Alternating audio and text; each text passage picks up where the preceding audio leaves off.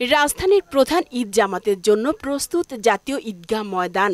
মুসল্লিদের নিরাপত্তা দিতে 5 স্তরের নিরাপত্তা ব্যবস্থা নিশ্চিত করেছে আইনশৃঙ্খলা রক্ষাকারী বাহিনী। সার্বিক পরিস্থিতি দেখতে আসেন ডিএমপি কমিশনার হাবিবুর রহমান। এ সময় ব্রিফিংয়ে তিনি জানান, ঈদ জামাতের নিরাপত্তা নিয়ে ভাবনার কিছু নেই। জাতীয় ঈদগাহ ময়দানের যে জামাত সেটির নিরাপত্তার জন্য 5 স্তরের নিরাপত্তা বলয় তৈরি করা হয়েছে। এছাড়া ট্রাফিক ব্যবস্থাপনার জন্য 4টি আলাদা আলাদা পার্কিংয়ের ব্যবস্থা করা হয়েছে।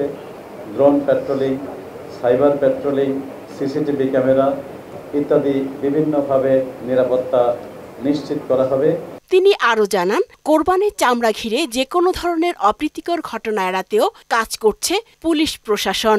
কোনোভাবে যাতে চামড়া পাচার হতে না পারে, এছাড়া কোনো দালাল ফড়িয়া চক্র যাতে এটিতে কোনো অব্যবস্থাপনা সৃষ্টি করতে না পারে।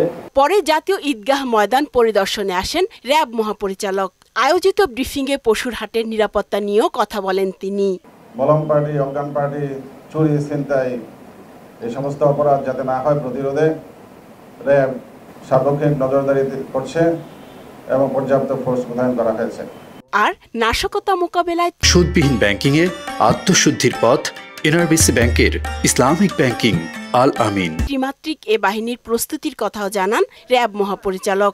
এই ঈদকে কেন্দ্র করে হামলা অথবা কোনো রকমের কোনো নাশকতার কোনো সুনির্দিষ্ট কোনো তথ্য আমাদের কাছে নেই।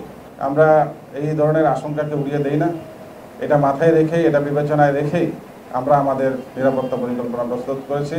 মুসল্লিদের নিরাপত্তায় সাদা পোশাকেও দায়িত্ব পালন করবে আইনশৃঙ্খলা রক্ষাকারী বাহিনীর সদস্যরা।